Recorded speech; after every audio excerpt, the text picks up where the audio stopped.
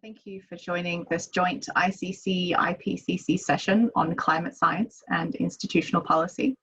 The webinar will begin shortly, but before we start, I'd like to share with you just some general housekeeping rules, if you don't mind.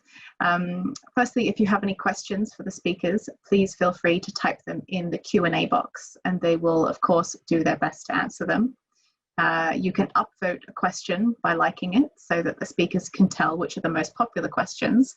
And also, please only use the Q&A box for questions rather than general conversation. And lastly, in order to streamline the Q&A, we have closed the chat function. So thank you for your understanding on that. So that's all from me. I'm going to hand over to Majda Debaghi, who is Director of Inclusive and Green Growth at the International Chamber of Commerce, and she's going to be moderating this webinar. Thank you so much, Sigourney, who with Sandra Hani and Jenny Irving and the entire ICC events team has really been instrumental in putting together this webinar today. So welcome to you all. I'm delighted to be able to moderate a really important discussion today. We have over or close to 600 participants registered for today's webinar, and we are recording, so I'm sure many more will be able to engage in the discussion afterwards as well. So for those of you who don't know ICC very well, we are the World Business Organization, the institutional representative of over 45 million companies in 100 countries. We are the UNFCCC focal point for business, and we also act as a focal point for business through the IPCC process. As we want to thank IPCC for reaching out to us today for this discussion, and I hope that you all learn a lot and contribute to the discussion today. And I'm really delighted today to be able to introduce you to our speakers. We're going to start with speakers from the IPCC and then move on to speakers from the business community in part 2 of the webinar. With that, I would love to introduce you to our speakers. First of all, we have Velma Krug, who was elected Vice Chair of the IPCC 6th Assessment Cycle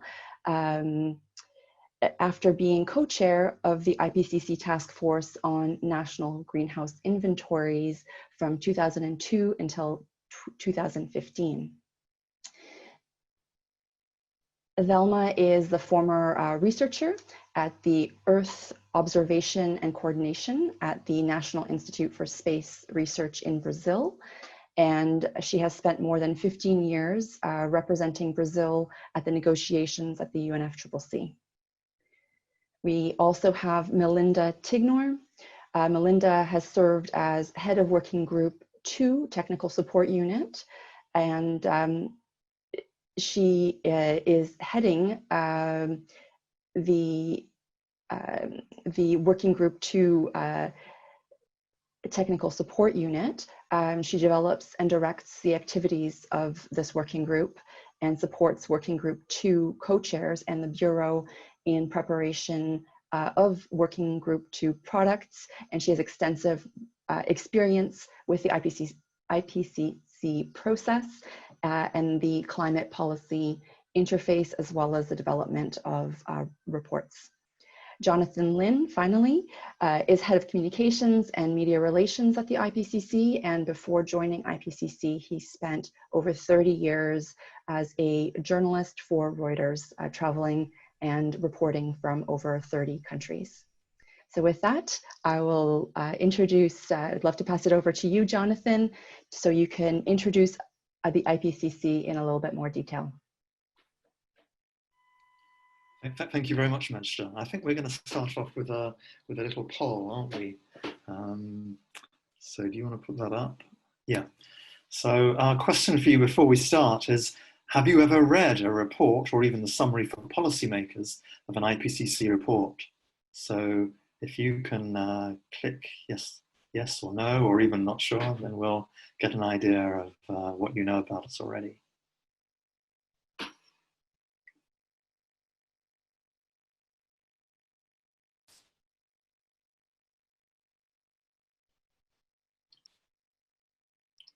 Yeah, this is supposed to be the interactive bit, so you've really got to click one of those boxes.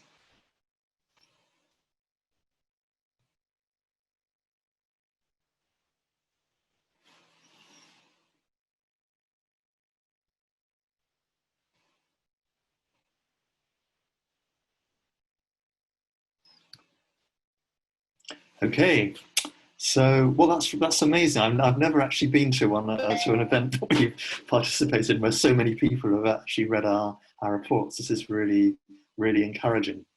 So ICC gets the prize. Anyway, if yeah, I'll read out the results actually for the recording. That was 99 people, or 74% of respondents said they had read an ICC report or summary. 26 people, 20% said no, and 8 people, or 6% said not sure. So thank you, Majdan. If you can get my presentation up there.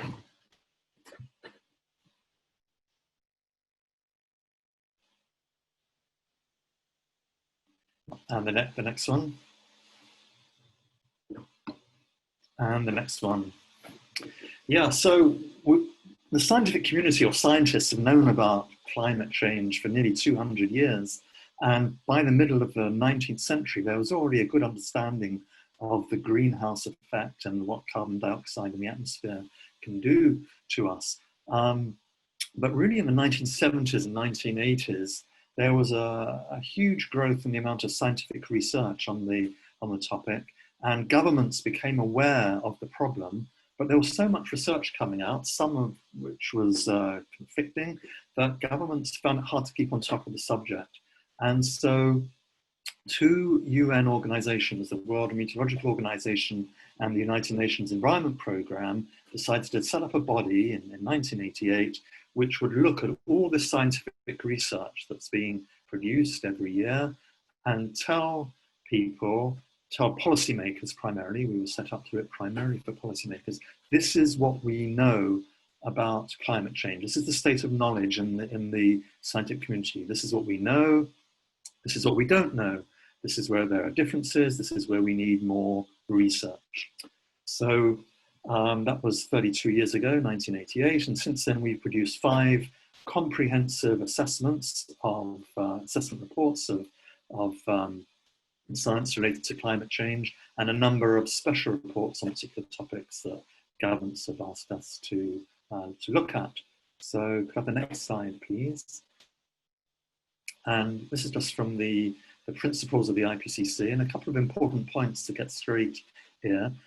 Our job, you can see, is to assess climate science. So we don't do original research ourselves. We don't do any original research. We don't produce our own measurements or data on climate. We don't produce our own climate models. Our job is to look at all that scientific work that's been done by other people, published, and then say on the basis of that, this is the state of knowledge in the scientific community. That's the first important point. Second one is where it says scientific, technical, and socioeconomic information. You can see that we're covering the whole range of scientific knowledge, scientific disciplines, and indeed every type of human activity that either affects or is affected by climate change. So it's not just atmospheric physics or climatology. We're looking at things like biology, social sciences, including economics, health, agriculture, urban planning, transport, energy, you name it, it's in an IPCC, comes into the IPCC report. And then in the second panel, very important to understand, we're neutral. We don't have an agenda, we're not pushing any particular line, we're just looking at all that scientific research that's published and saying this is what the scientific community is saying about it. And we don't tell governments what to do, we don't even make recommendations. What we do is we lay out policy options and look at the pros and cons of them, but then it's up to governments and other stakeholders, such as yourselves, to decide what to do on the basis of the science that we've laid out. The next slide, please. Next one. Yeah. So important to understand that we are, as the name suggests, an organization of governments. Our members are 195 member states.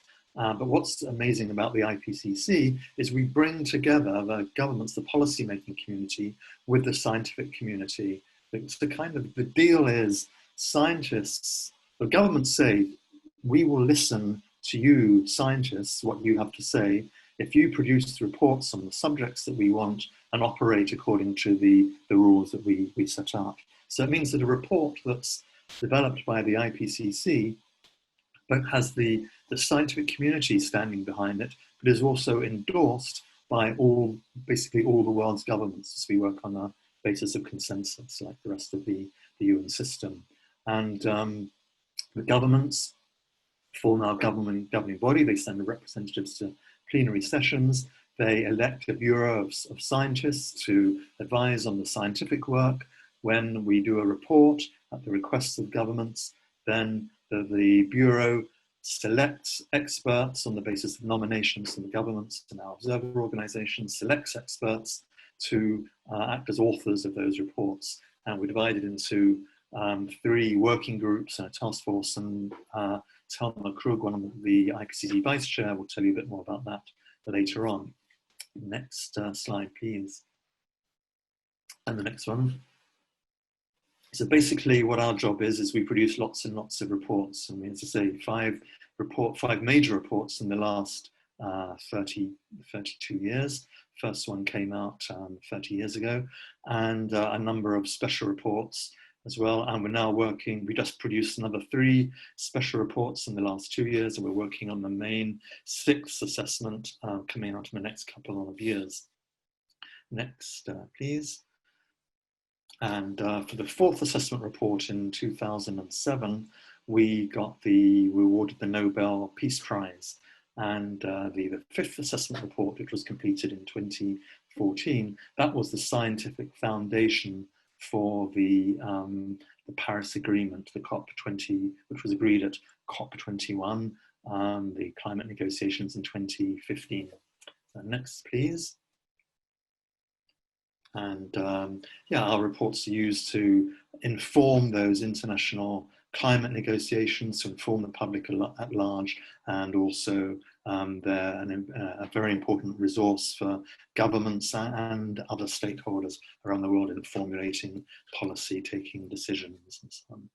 Next slide, please.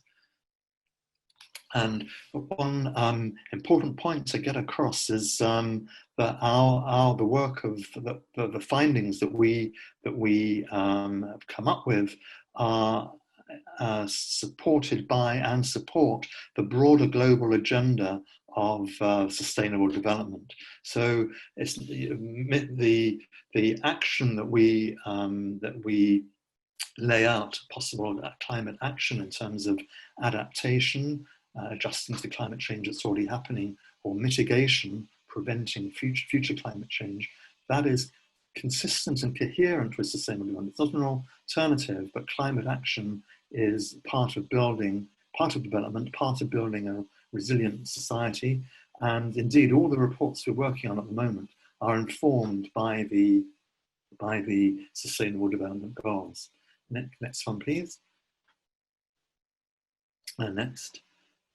So I mentioned the 3 special reports we've just produced over the last 2 years, and some of you will have been involved with those already. Next one, please. I just want to help you navigate our reports. So if getting involved means using the reports in your own work. That big sort of heavy volume at the bottom is the full report, which is really for specialists. Some of you will want to deal with that. For some of you, that's more detail than you need. The slim volume at the top is the summary for policymakers. That is, it's in the final stage of preparing a report. That text is prepared together with government representatives and the scientists who write the reports to ensure that it's clear and fit for purpose and represents the underlying report. That's often for the sort of senior management, that's the go-to document. And then Our reports also have a technical summary, that's the middle document there, which is prepared just by the scientists without the government, the direct government input. And that's full of a lot of useful supplementary material like frequently asked questions and boxes and so on. So you'll find all the full report and all the summaries are on our website and freely available there. Next, please. Part of the IPCC process, and you'll hear about this a bit in more detail from Melinda, is that we go through repeated drafting and review. And as you'll hear later, you can take part as expert reviewers of IPCC reports, and we strongly encourage you and welcome you to contribute your expertise in that way. So more about that later. And for those of you who are sort of fully involved in scientific work as part of your businesses, if you publish, if you can publish your research, that goes into future IPCC assessments. And we indeed have some people from the business sector working as authors of our reports. Next, please.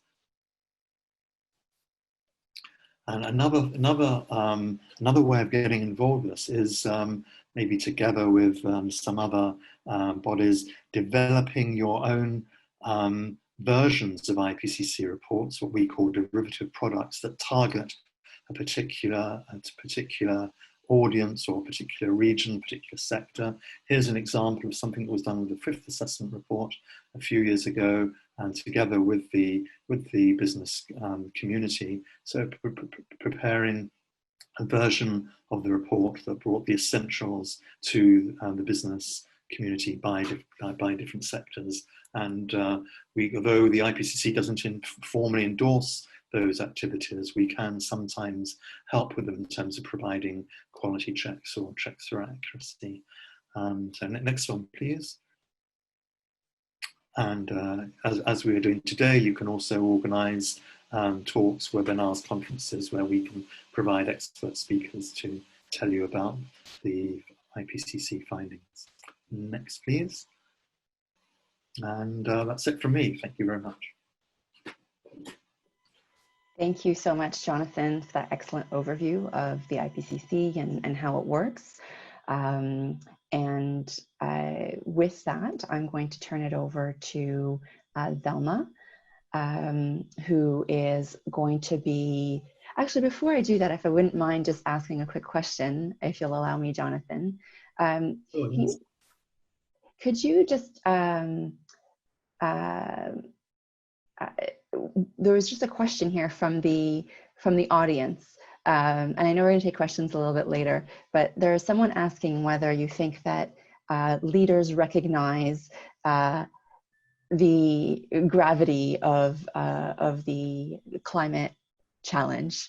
Let you just quickly answer that in 30 seconds. Yeah, okay, sure. Well, I mean, I think they do. I mean, I've got to be careful here not to stray into the realm of science, which is beyond my pay grade. But what I can see going on in the world is an enormous sort of mobilization of the business sector. I'm not talking here just about lip service and greenwashing, that sort of thing, but I think business realizes that this is happening and it's going to affect how we do business, how people consume products and services, and therefore business models have to adapt to it. But also there are a lot of opportunities out there. So you can see it happening at the level of individual businesses. You can also see it happening at the level of regulation and government policy and the way it affects businesses. So I think the answer to that is yes. Maybe not enough, but it's certainly happening.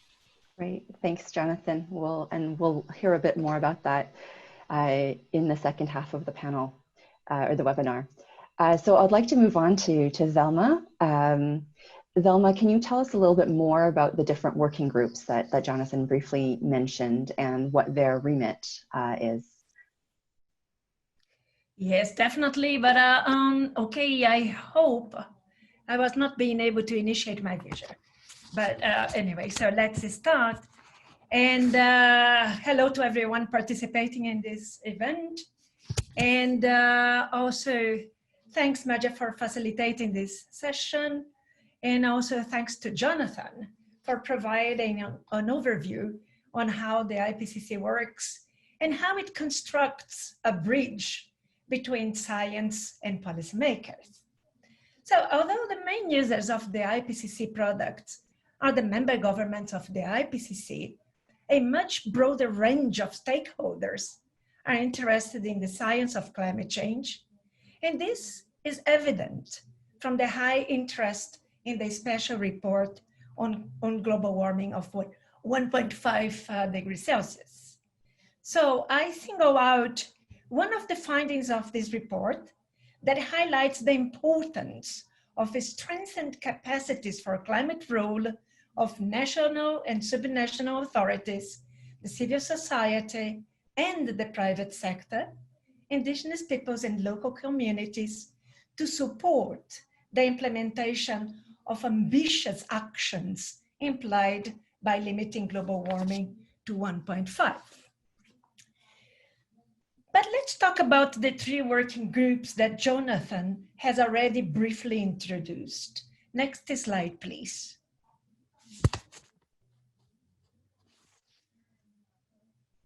Yes. Working Group 1 is the group that has a focus on the physical science basis of climate change, and that's based on a combination of observations of the climate system, including direct measurements, satellite data, data from paleoclimate archives, and modeling, so as to have a complete picture of the climate system and past, present, and projected changes and trends in the atmosphere, ocean, cryosphere, land, and biosphere, linking global to regional climate change. The assessment of this group is relevant to working groups 2 and 3, as it frames the physical science information relevant to adaptation, mitigation, and risk assessment, particularly in the context of the global stocktake of the Paris Agreement. This is one of the reasons why the contribution of Working Group 1 is the first one to be approved by the panel. But in addition to assessing changes and trends in the climate system, the Working Group 1 also seeks to attribute the observed changes to natural or anthropogenic forcings. And it's expected that the next assessment report will enhance the knowledge related to the attribution of large-scale observed changes. Next slide, please. So in this slide, I just briefly show the 12 chapters that the panel has agreed for the contribution of Working Group 1 to this 6th cycle, and links to a more elaborated bullet points under each of these chapters will also be provided. So next slide, please. Working Group 2. So Working Group 2 is the group that assesses impacts of adaptation and vulnerability to climate change and focus on the observed global and regional impacts of climate change to human and natural systems. It also projects future impacts, hazards, and exposure, including extreme events, and assesses the scientific, technical, and socio-economic aspects related to the economic and non-economic losses caused by these extreme events. One singular aspect of Working Group 2 is that it provides specific regional assessments of climate change at continental and subcontinental scales, including climate change impacts on natural resources sectors and on human activities and the infrastructure and the capacity to adapt to these impacts. Next slide, please. So this next slide shows the agreed content for the contribution of Working Group 2 to this cycle that includes decision-making options for managing risks, including adaptation planning, implementation, finance needs and international cooperation, including consideration of public and private financial flows. And in the next assessment report, we will also see a synthesis of risks and levels of adaptation in climate resilient pathways, which are pathways that relate to processes for managing change within complex systems in order to reduce disruptions and enhance opportunities associated with climate change. I would also highlight the innovative introduction of 7 focused and short cross-chapter papers in Working Group 2, as you can see in this slide, biodiversity hotspot, cities, and others, as you can see here. So next slide, please. And now I come and turn to Working Group 3, which is the group that assesses mitigation of climate change. That is, human interventions to reduce the sources or enhance the sinks of greenhouse gases. It provides a comprehensive assessment of the relevant options for mitigating climate change.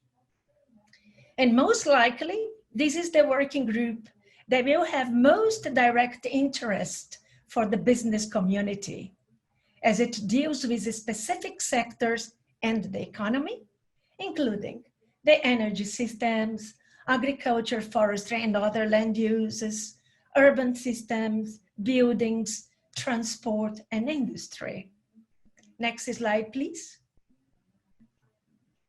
And in this assessment report, the Working Group 3 will include mitigation pathways compatible with the Paris Agreement, including its long-term temperature goal, the economics of mitigation and development pathways, including mitigation costs, investment needs, technological and behavioral aspects of mitigation pathways.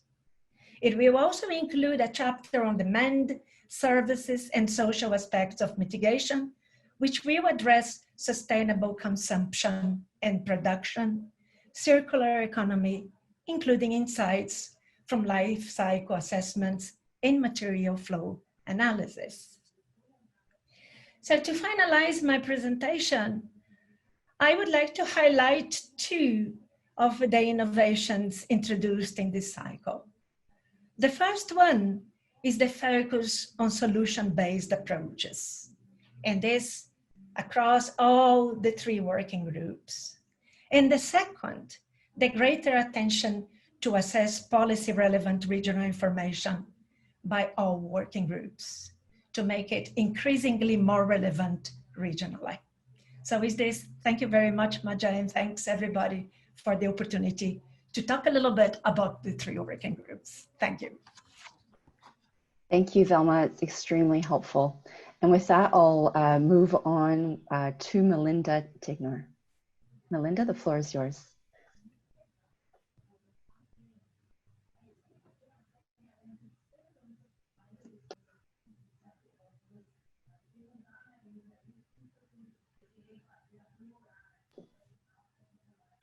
Oh, Melinda? Can you hear me now? Yes, we can. Perfectly. Thank you. Never without one technological problem.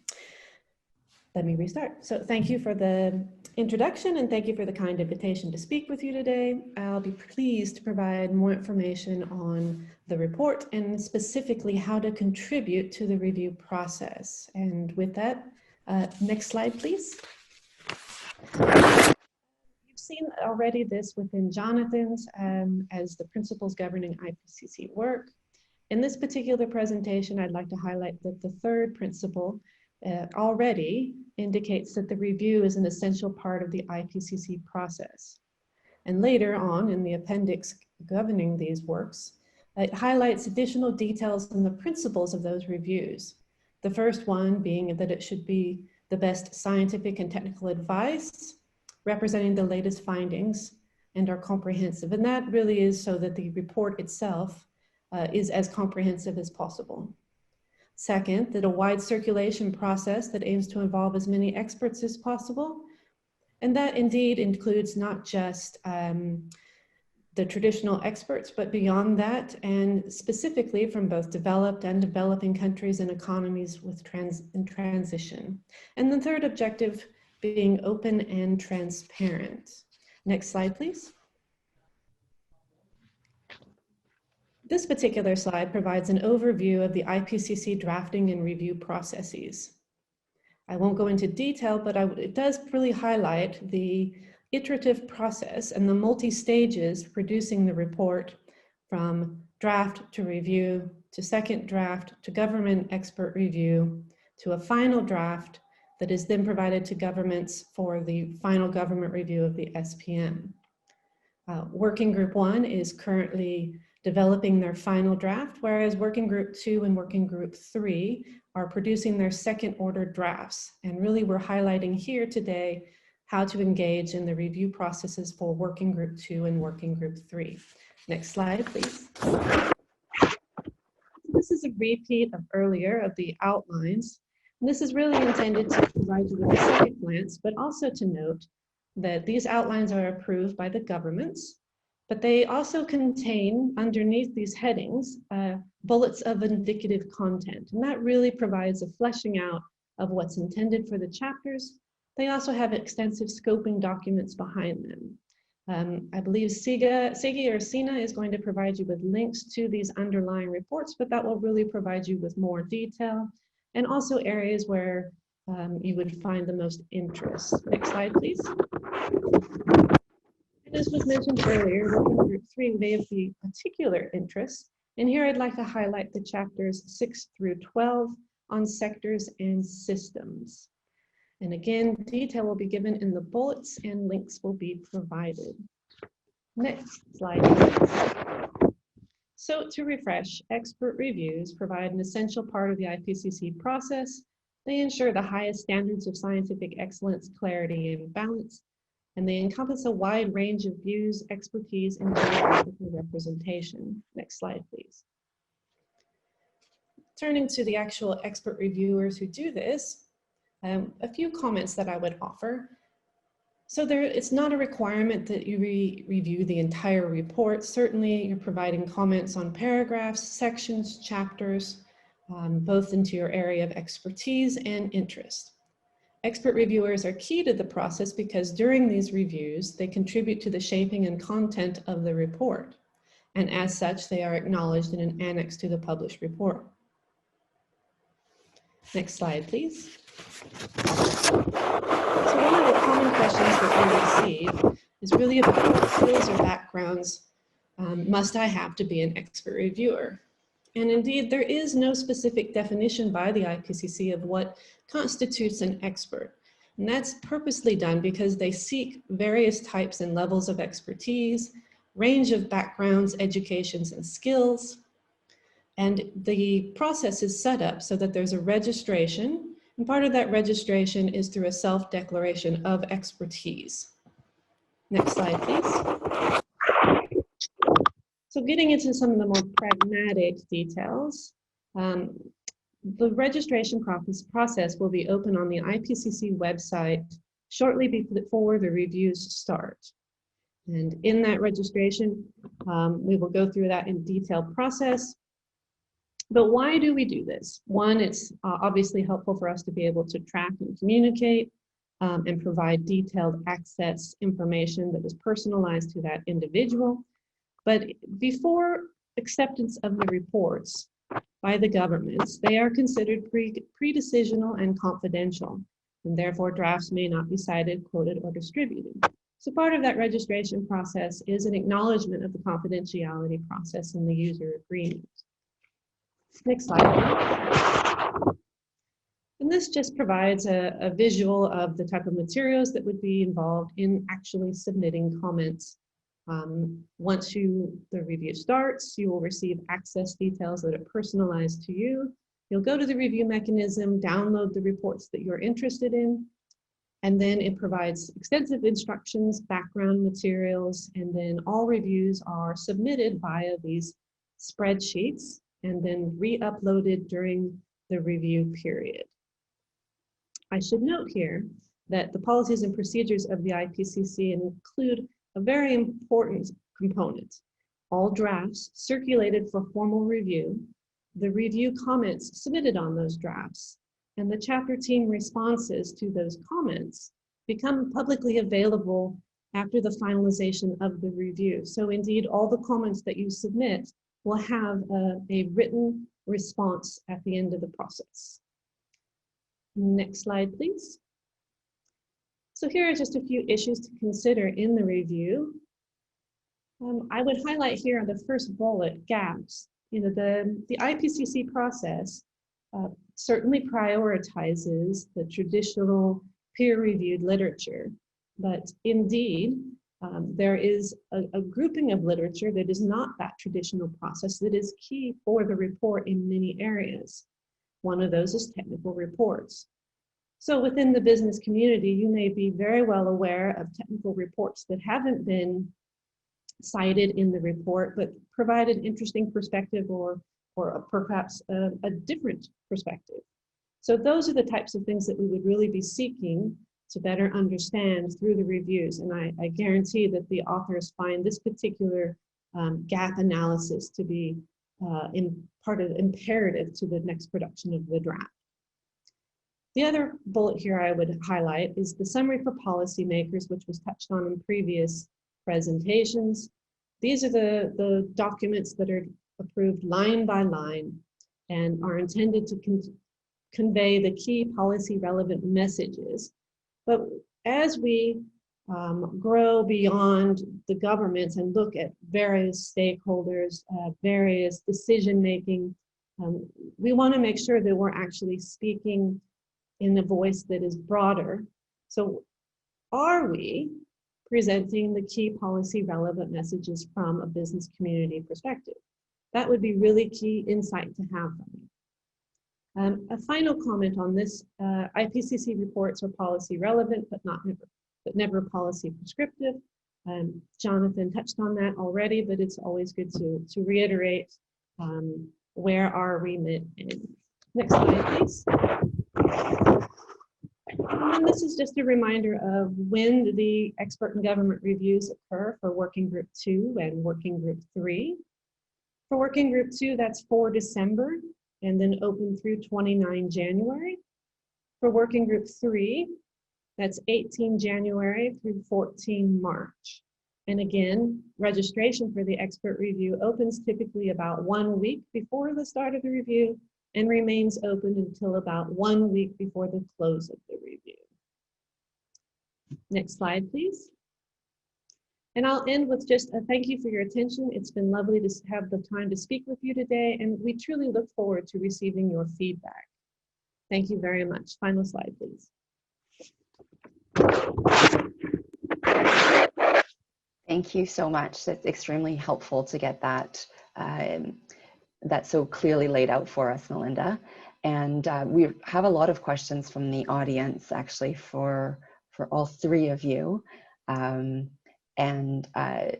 Just before I get to the questions from the audience, I wanted to ask you, Melinda, very concretely, if I'm a business leader listening in today and I would like to contribute to the IPCC, perhaps I don't have time to be a formal expert reviewer, perhaps I have some technical reports that I'd like to share.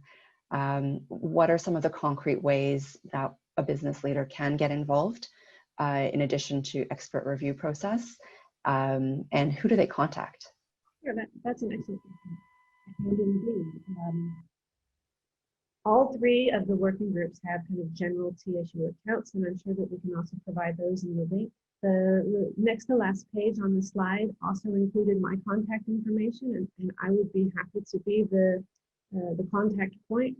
But certainly, if there are technical reports in particular that we would like to take advantage of and make available to our authors for their consideration, send those to the TSU. We definitely have a process to where those can be made available quite quickly. And then we can discuss other ways that might be possible to engage. So please always reach out. Thank you. Okay, that's extremely helpful. And of course, ICC will always be sharing information about when the review process starts and how you can register to be an expert reviewer. I believe that there's already around 10 expert reviewers from the ICC network. Delma, I believe you wanted to come in as well. Yes, I do. Thank you. Yeah, but just to highlight that sometimes, you know, when people think of registering to do a reviewer, it might think, or he or she might think, that they need to do the assessment of the whole report, which is not true. They can basically select the parts that they find most suitable for their review. So it might be small parts, but they would contribute anyway. So I think it's relevant to have this in mind. It is not, you know, an exercise that might take that long time, especially if you focus on the areas that you're most interested in. That's great, really helpful to underscore that, and Melinda did so as well. So there you have it. So one of the most popular questions that we're getting from the audience is around the gaps that you see in the report. Are there any major gaps where you think business input could be particularly useful?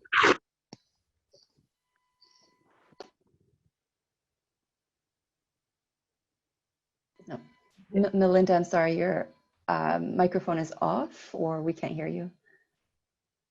Oh, your microphone is on. We're having a hard time hearing you.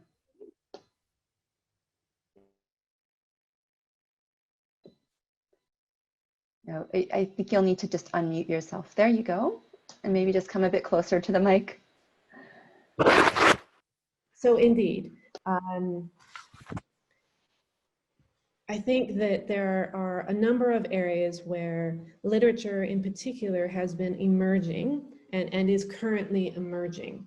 And those are in those sectors and systems. One of the areas that I would certainly highlight is the cities, where the IPCC has purposely decided to focus more on cities. And absolutely, this is a growing literature base, but it's also a literature base that we are not as has been as comprehensive. So I think those are areas, but there's also components within our synthesis chapter within Working Group 2, particularly around key risks and decision-making under those risks and uncertainty. And so if there are areas there where business communities can contribute their literature, their technical reports, I think that would expand us greatly. And I believe Telma will probably also be able to add to this. So I will throw to Telma, please.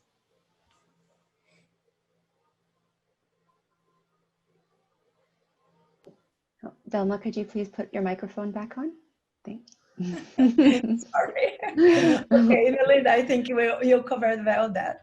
But you know, it's interesting because, you know, as the literature evolves, and in particular because we are not only focused on the literature that is published in the scientific papers, it gives access, it has already been mentioned by Jonathan, to other sources of information that also has been addressed on how it can get to us. And this helps really to fill in some of the gaps that I identified. This is one of the strengths of the IPCC in every, you know, chapter, identifying where the gaps lie and where improvements are thought in the literature, you know, as we come into the next cycle as well. So yes, so it's really important that we have access to all the range of literature that you know, is relevant to the IPCC assessment, and which also stimulates a more in-depth research on those gaps that absolutely do not invalidate the findings that we have, but contribute to make the assessment more and more robust every time. That's helpful, thank you. And just in terms of, well, there's a question around the timelines, which you've set out there, Melinda. But also, are there any previews available kind of ahead of time so that we'll know a little bit what might be in the 2022 report? Sure, I can answer that. So because the reports and the way that they're developed are pre-decisional and confidential, it's very difficult to actually provide concrete details. But in the documentation that I was speaking of earlier, where it speaks about the bullets of indicative content and these scoping documents that went into the process to where the governments could approve it, that provides significant detail on what is anticipated in the report. So those are really the key documents where we can highlight where the governments and where the scientists have merged to bring out more additional detail. The 3 special reports, of course, that have recently published include information on gaps and uncertainties, and the assessment reports will grow from those on the special report. So there will also be additional detail as this information is updated. The special reports now, it's been 2 years from the 1.5 and now 1 year from the land report and the oceans and cryosphere report. So there will be additional updates here. Yeah, thank you. Extremely helpful. Thank you very much. Well, we are just running a little bit behind. I know there are some additional questions, but hopefully you'll be able to type away and answer some of them. We're just going to take a quick 2-minute break to switch up the panels, the miracle of technology, much quicker than actually having to get out of your seat. And we'll be back with a second panel to hear a little bit from business, the way that they are using the reports from IPCC. So with that, Jonathan, Thelma, Melinda, thank you so much for your insightful presentations. And we look forward to continuing to work very closely with you. Thank you. Great, thank you. Welcome back, everyone. So we've learned a lot in this first session about how the IPCC works and how business can get involved, and also where business input is needed. So in this part of the webinar, I'd like to introduce you to 4 business speakers who are going to share a little bit more about their company's climate initiatives and how the IPCC findings have been integrated into their business strategy, and how the IPCC findings inform their business strategy. And hopefully I'm sure we will gain plenty of insights from them. So from the food, energy, manufacturing, and investment sectors, we have Rob Cameron, first of all, who is Global Head of Public Affairs for Nestle. Rob has over 20 years of experience in the fields of sustainability, corporate responsibility, and stakeholder dialogue. And he has led several companies and organizations at the international level, among them Fair Trade International. We also have Urs Ruth, who is a climate expert of energy and climate change at Bosch.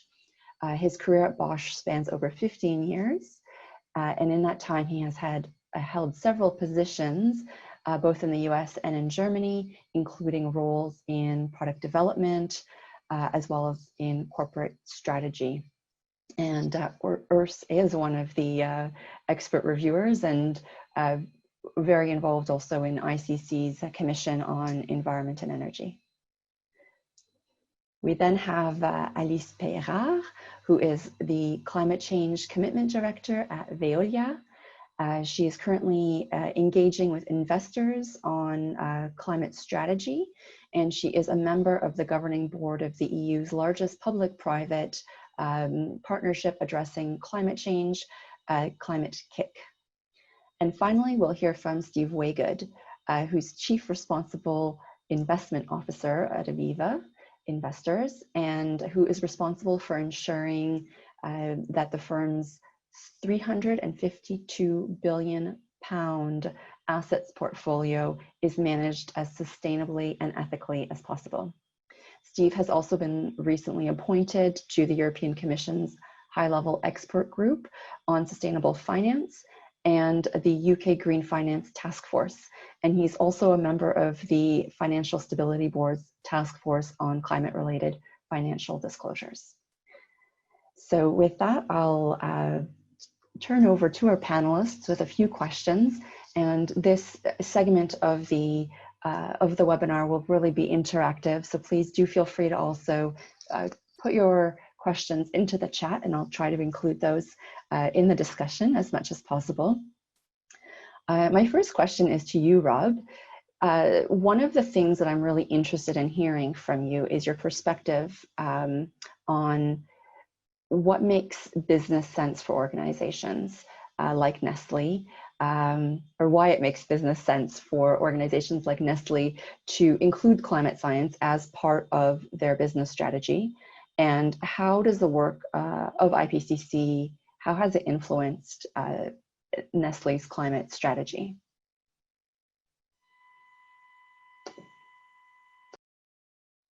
Yeah, great. Just wanted to come off mute there, but yeah, thanks for that. And well, firstly, hello to everybody on the line. I know we've got a very diverse audience around the world, so good morning, good afternoon, good evening, wherever you are, and thanks for joining us. It's good to have this opportunity, frankly, because nothing is more important when we look at the landscape around us. Climate change is such a defining issue for us.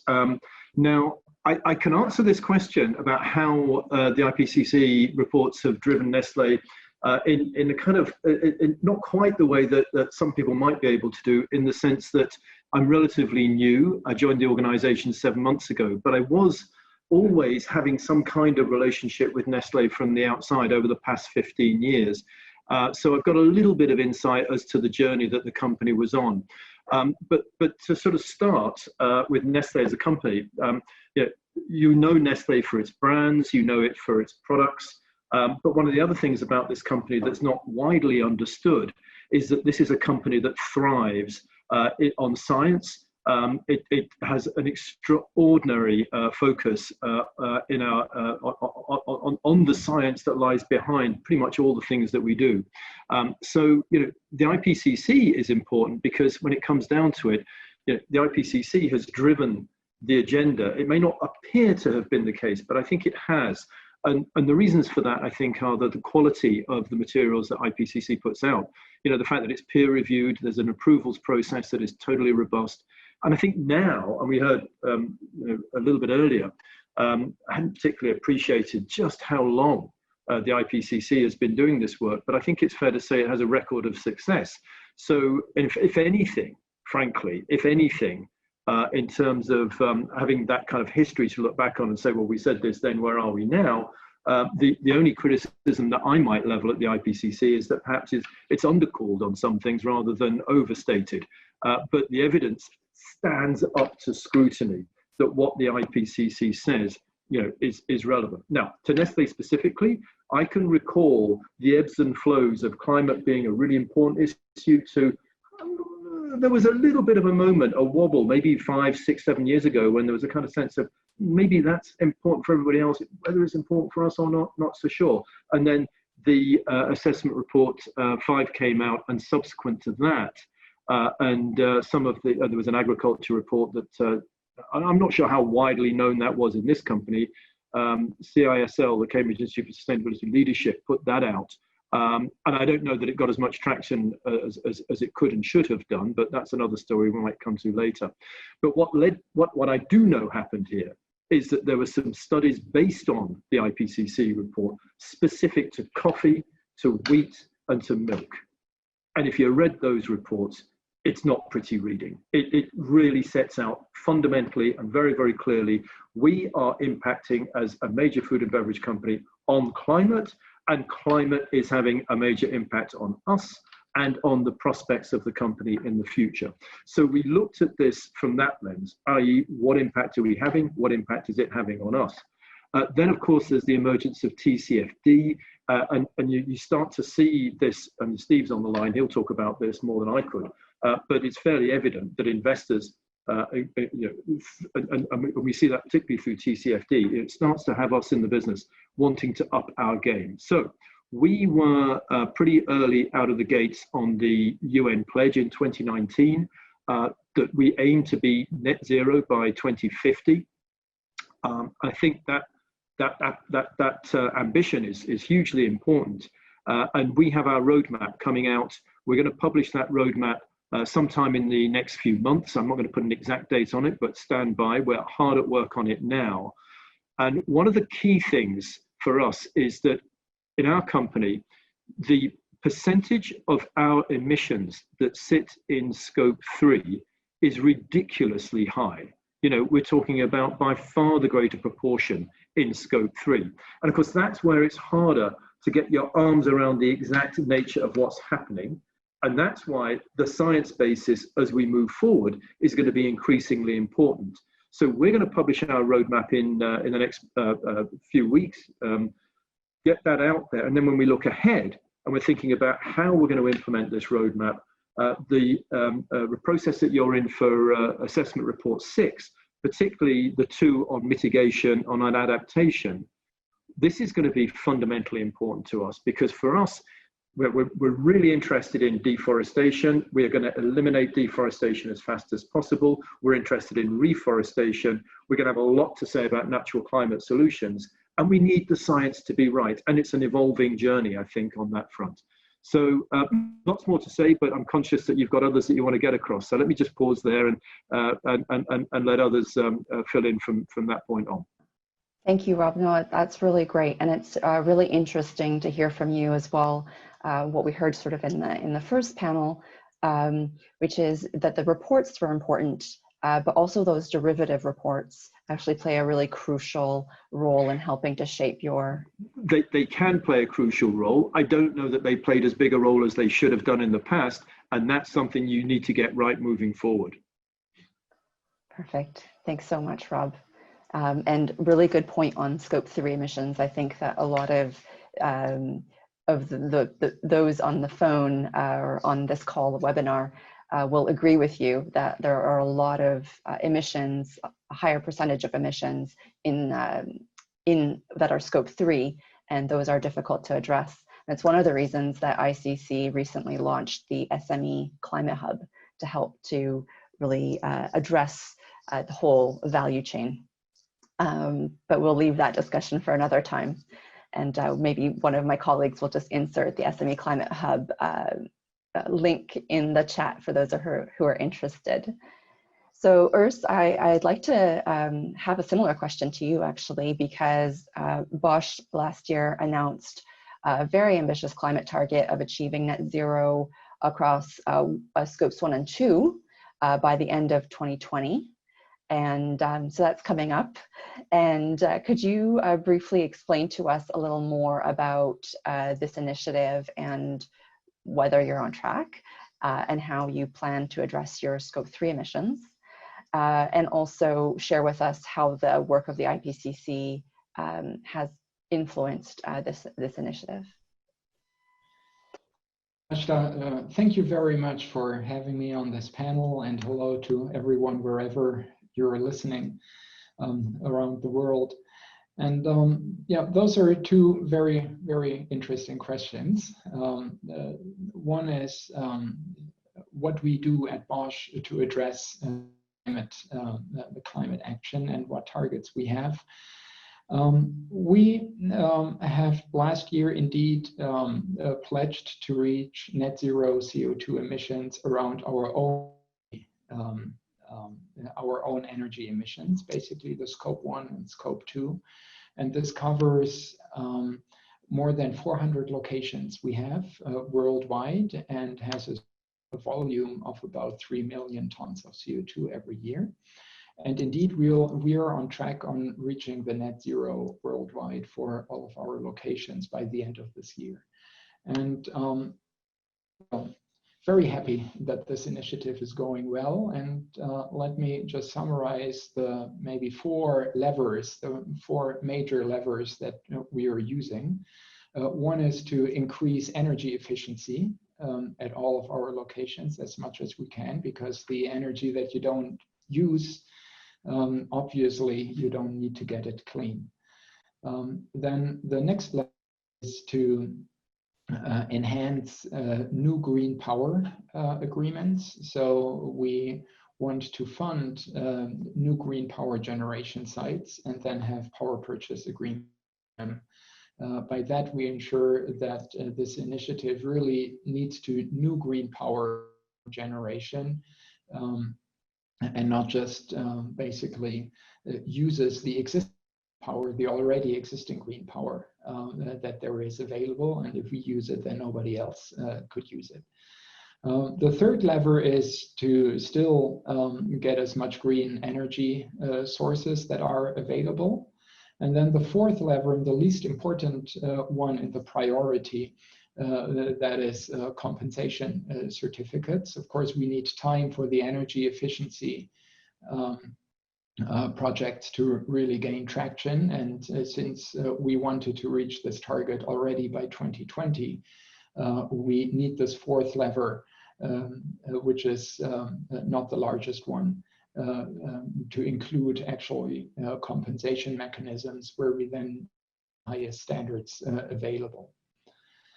So this doesn't help us with scope 3 emissions, though. You're right on mentioning this one. And so we also committed, and now we are listed to the Science-Based Targets initiatives to also address our scope 3 emissions, which of course, as was mentioned before, are larger than our scope 1 and 2 and are more difficult also to address, but we go in this order. Now, you wanted to draw the bridge to the IPCC work in your question, and let me maybe quickly summarize how we moved forward with this. Well, I, of course, as being a former researcher and climate scientist myself, I'm happy to produce for my company every approximately 2 years a state-of-the-art report, a basically our state of play report for climate change and for energy scenarios. And in that, it is important, or it proved very beneficial that our executive management had a specific interest in this. And a large company like mine is mainly governed top-down. So addressing the CEOs or the CEO and other board members directly certainly has a large leverage. And let me just finish by raising one other topic. And this is that for businesses, of course, not only climate science is important, but also it is important to see how the politics are changing and how the framework is changing. And that is maybe equally important to business leaders, in my opinion. And I just want to illustrate this with the special report by the IPCC on 1.5 degrees warming. It was released in October of 2018. Well, I at least thought there is maybe not like so much new in there. Of course, there was a lot of more quantification of it, and a lot of more issues were raised to the top level of the summary for policymakers. But we already had known before that 1.5 degrees is bad, but warming is even worse. And so to me, the real crucial point was how this report was taken up by politics and by the civil society. And so then 2 months later at the COP, really where everybody was talking about the 1.5 degree target, then this was the real impact that the special report had. And so maybe as a note to the IPCC colleagues, I think it's important to combine these two messages, that science has found out important things and that the politics and the world around us is changing. Okay, thank you, Urs. That's great. I'd like to just turn over to Alice, if I could, and you could tell us a little bit more about Veolia's climate action plans. And Veolia is obviously providing water, waste, and energy services worldwide. And I know also that you have an action plan called Resourcing the World. So could you tell us a little bit about the ways in which the IPCC reports and its findings have helped you to develop this action plan? Yes, thank you. I'm really impressed to speak to such a knowledgeable audience, and my first word would be to thank the scientists for the tremendous work that has been produced already. Also the energy put into communication that now enables stakeholders to understand climate issues and what is most important for businesses to take action. At Veolia, we have a strong belief that company success in the long term is based on its usefulness. And that is why we are one of the first French companies to have set itself a purpose, which was quoted as resourcing the world. Next slide, please. And next slide, please. I would like to stress that actually there is not in a company a climate strategy or an environmental strategy. Business have business strategies, and some do serve or some do not serve social environment and environmental issues. So for Veolia, resourcing the world is really a compass for us, and it does include a range of commitments and targets which are designed to sustain the deployment of our 3-year strategic plan. And from now on, the group strategy embeds our action for climate mitigation and adaptation. That means we see ourselves as global partners for the decarbonization of the decarbonization strategy of our clients. Just to give you a few examples. For example, we are enabling municipalities in Eastern Europe to convert their coal assets for district heating to greener energy. We're contributing to Danone's net zero goal for 2015. We're helping the Chemisolvay to get out of coal for its heating needs. We have turned the Renault plant in Morocco into the first zero emissions car factory, and also working on recycling plastic, for example, for Nestle, working on cities' resilience to floods, for example, for the wastewater system in Copenhagen. So just this example to give you a sense of how developing our business addresses climate change issues. And this was not so obvious a few years ago. Indeed, we went through benchmarking best practices. Next slide, please. We contributed to the work of EFRAG. EFRAG is the European Financial Reporting Advisory Group, which conducted the work of analyzing how scenario were used. So due to the time, I know IPCC has a lot of outputs, but I will focus my speech on the use of scenarios. And so it was really how it was useful to set the strategy of the company to think in terms of scenarios. As we're mainly an environmental service company, our services are based on high technical skills, but we have never internalized high modeling forces. And the use of long-term planification and scenarios was not embedded in the way we were setting our strategy, more based on market analysis. Next slide, please. So once we understood that it was useful for many companies to work on scenarios, we were needing a guidance to know how to deal with scenarios. And we contributed to guidance with AFEP. AFEP is the association of the most important French private company. And this guidance enables to see how we could use scenarios analysis in our decision process.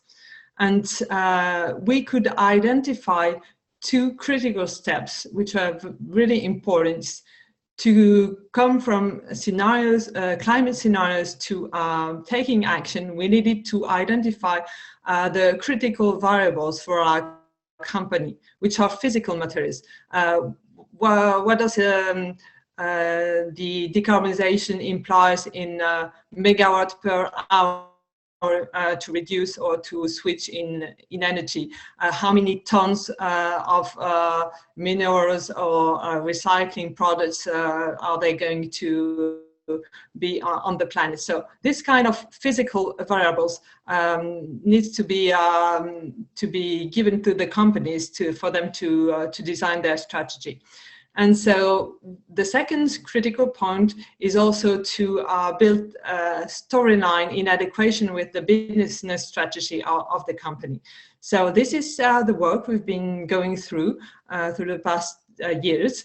And what is interesting is that this exercise made our executive conscious of the usefulness to use scenarios, even though scenarios, climate scenarios, are really long-term scenarios, quite longer, really longer than the duration of our operations or the duration of our contracts. So the point I just wanted to make is that we managed through this benchmark and through the guidance and the help of also consultants to be able to go from IPCC scenarios to decision-making tools, which was important for going further and contribute to adaptation and mitigation. Thank you. Thank you so much, Alice. That's really great to hear. I have so many questions, and I see all of the questions coming in from the audience as well. I thought I'd just turn quickly to Steve, first of all. And perhaps then we can we'll start to integrate some of the questions that we're getting here from the audience. I know some of you are asking specific questions to specific speakers. So Steve, if I can turn to you, obviously investment is such a key aspect of accelerating the transition to a net zero economy. So I want to turn to you and to really ask your views on this, because I've heard you say that we have the political will to make the change, that we have enough capital to make the change, but what you've said is lacking is a proper understanding of financial flows and how finance and investment really operate. So could you elaborate a little bit on what you mean by this? With pleasure, Majda, and thank you so much for the invitation to be here. Very august panel and excellent debate so far, so it's really appreciated. With a few minutes that I've got, and I'm conscious of the half-hour deadline, I wanted to do three things. One, a bit of hope. Two, a flavour of how we use the existing IPCC reports. And then three, where I think we need to recognise the world is deficient, and academically that's as true as it is within finance, and how do we correct that? So the hope is, yesterday I had the pleasure of giving evidence to the Parliament's Treasury Select Committee in the UK. They're the institution that holds the Her Majesty's Treasury to account for ensuring that the market is structured in a sustainable fashion, and more generally they do the fiscal measures. Every single participant that was giving evidence, including the regulators, all of them recognize that the science is clear, and that is because the IPCC work now over the last few decades has made it irrefutable, at least in the UK, amongst all the big financial market participants, that the problems are real, they are anthropogenic, and we need to go about restructuring the economy at pace and scale. So the hope is that the markets now recognize this problem, at least those that were invited to give evidence. Now, that is huge. 3 years ago, I don't believe the same evidence would have been heard. I've read every single one of the assessment reports that have come out.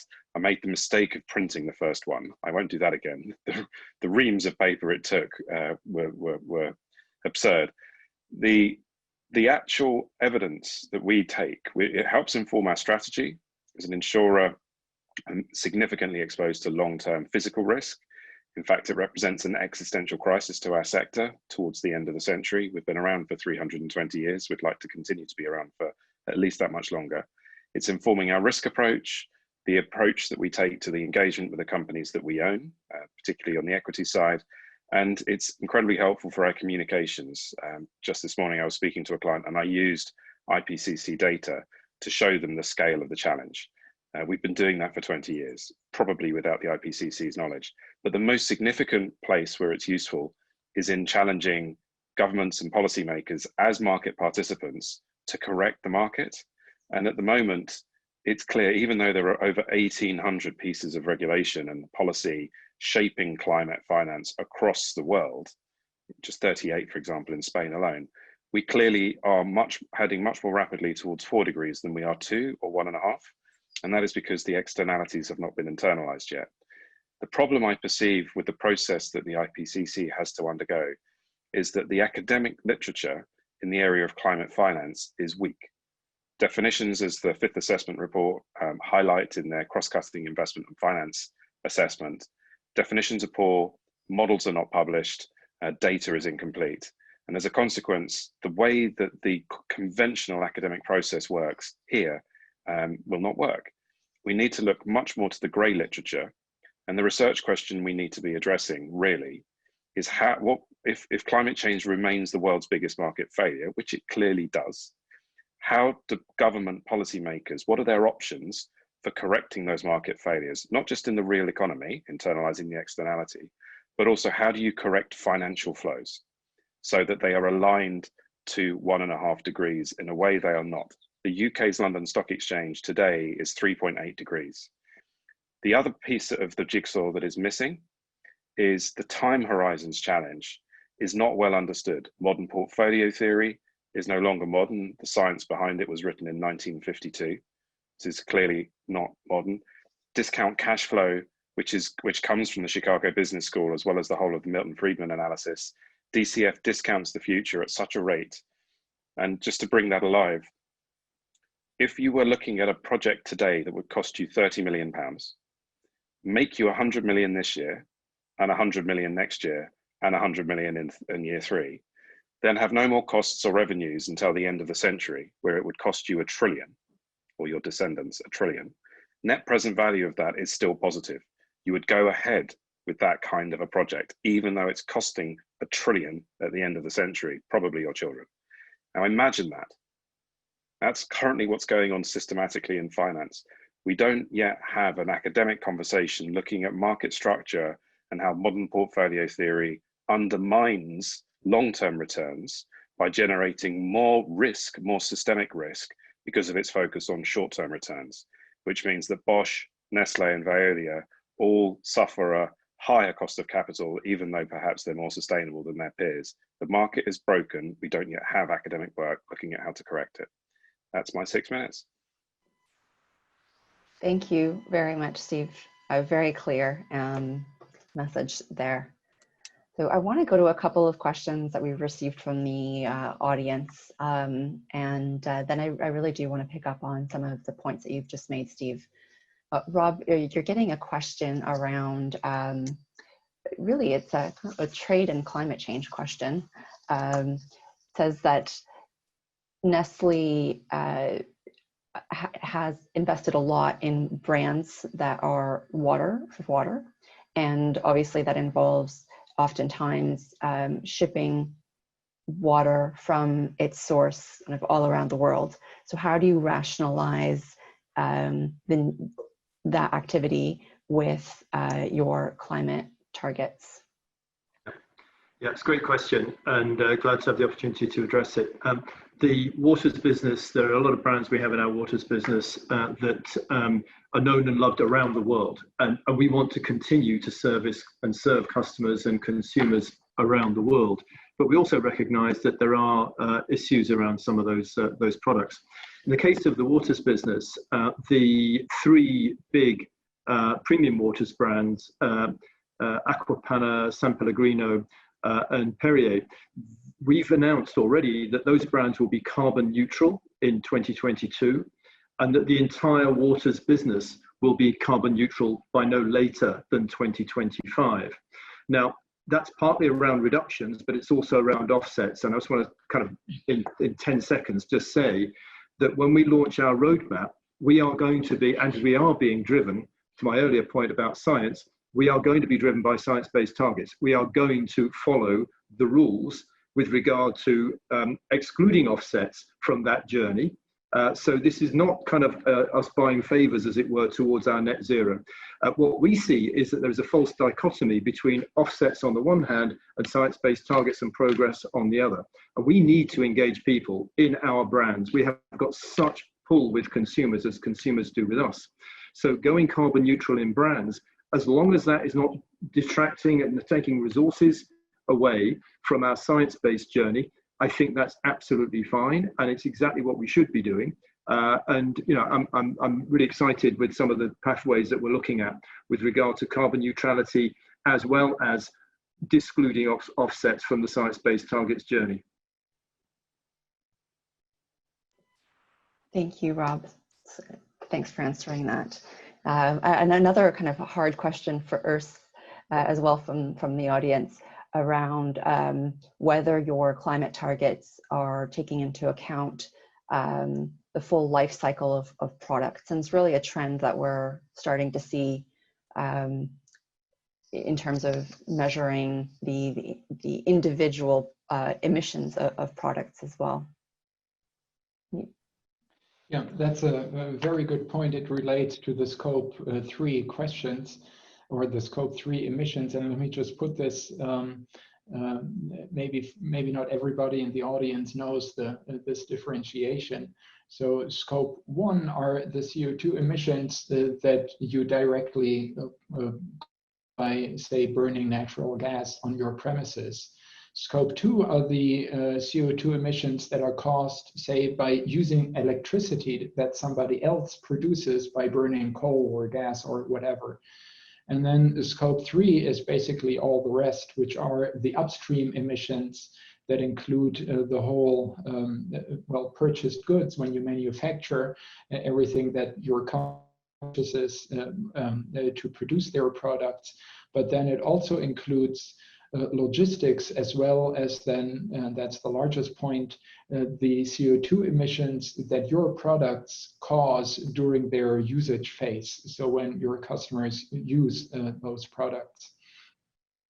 And here there are a lot of, say, scientific questions about finding the right accounting schemes and to avoid double counting, so that, say, an oil company for scope 3 emissions from their products, but also a car manufacturer may account for it, and also, as we are partly an automotive supplier, can account for it. So then there are different schemes in accounting all of this.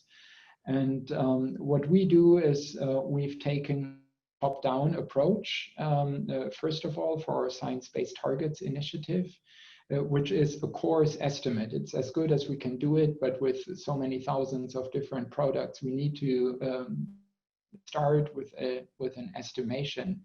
And what we are setting up internally now is really a bottom-up methodology for a life cycle assessment for CO2, but also for other environmental aspects. Great, thank you very much. So I see that our time is really running out, but I think there's just one final question to each of you that I really want to make sure that we ask before we close out the webinar. And that's really going back to the initial question from IPCC.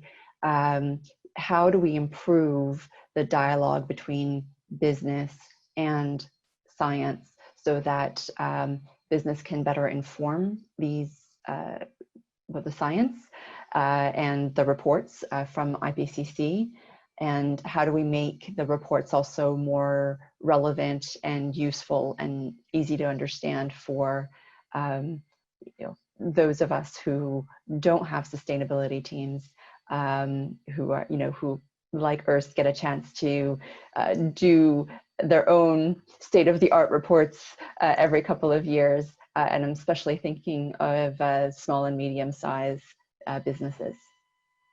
Maybe, Alice, I'll start with you. Yeah, thank you, Anasta. This is really an issue. I must say earlier, we have really been keen on working with specialized consultancy and think tanks. Everybody knows the World Resource Institute providing water services. We have really been keen on using their free data to make us a rough idea before going to our costly studies to be able to see the impact of flooding, sea level rise, heat waves, etc. On our sites. We operate so many sites and nearly 2,000 big sites over the world. So. Oh, I'm afraid that this is really very useful to get on our business. Okay, sorry, thank you. We heard your connection was just unreliable there for a moment, but I think we've caught most of what you said. Thank you. And then just really quickly, maybe in 30 seconds, Rob, and then Steve, and then Urs. Just same question around how do we improve the dialogue between business and science? There's a heap of momentum out there at the moment, and my request would be two things. One is, don't interfere with the momentum. We could get the science right, but it might take till 2030. Participate, get your voice heard. I'm on so many platforms at the moment around climate change. I meet loads of people who used to work at the IPCC. I can't remember meeting people who work at the IPCC. So participation and engagement, you know, whether it's We Mean Business, SOS 1.5, Project Countdown, Project Drawdown, you name them, there's lots of them. I would urge you to get out and participate. That's one thing. And the second thing I would say is, do those business specifics. You know, look at Geo5, the geo things that UNEP do, and really put some comms behind those business specific summaries. And in those summaries, show the interconnectedness of, so it's not all in a silo of agriculture here and forestry there. The interconnectedness of biodiversity, climate, and the interconnectedness across the different sectors. So engagement and participation, get the summaries promoted, and show how all these things connect up. That's excellent. Thanks, Rob. Super helpful. And Steve, you touched on it a little bit earlier, but I'm sure you have other thoughts as well that you want to share. Thank you, Minister. The Science-Based Target Initiative has come up a few times, and Rob listed a number of others beyond it. The interface between investors and companies, the SBTI, is really important. So ensuring that remains science-based, properly science-based, is key, because that means then I can use that work in all of our engagement with all of the companies that we own, as well as making our own commitments as Aviva to science-based targets. So that's one. Two, recognition of the culture of business being very, very different. I've done a PhD, so I understand how academics work, and I'm also worked for buy-side fund management firms for most of the last 3 decades. It is very, very different. And simply taking the academic process and inviting business people and investors to work in that time frame doesn't work.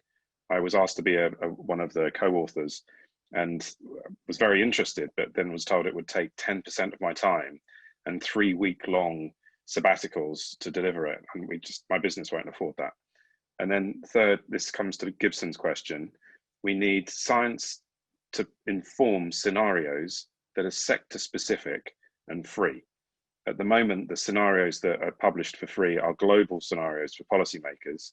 What we really need is scenarios for different sectors for the boards, so that the board members can see where we're currently heading and what they need to do about it. At the moment, otherwise it's KPMG, PwC, Ernst & Young, et cetera, who sell the scenario time and time again. It's good for them, but not perhaps for the rest of the planet. Okay, thank you, Steve. Lots of good thoughts there. And Ernst, we have maybe just 10 seconds. You're raising level. Well, let me be very brief, but I have one call to my business representatives here, which is to stress what IPCC has invited us to. Register as an expert reviewer. There is no big hurdle to do it. A good way to get involved. And maybe we as an organization, as a business organization, and also IPCC can help to spread the word that not only scientists or environmental can register, but also that business representatives are highly invited and welcome to participate in this review process. So IPCC, please keep continuing to read to us and ask us for input. Now, one or two more items towards IPCC. I want to follow up on what Steve has said about the global scenarios. We don't need the global and not only sector specific, but even on the technology level for each company to really feel or get a feeling for the scenario. We need more detailed information from your scenario work, because this will shake up the business leaders, and this will give them something to debate about and to understand. So this would be my call to the IPCC: be even more specific in your scenario work to get business more involved. Okay, thank you very much, Urs. I know that's going to be extremely useful. I know there's a lot of authors from the IPCC who are on this webinar today.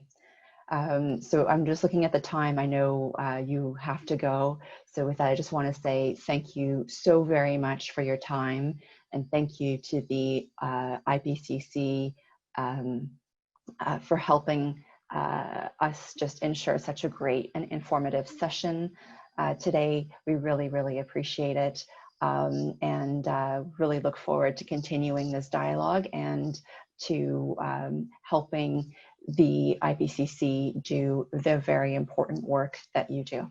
So thank you very much. Hope to see you again soon.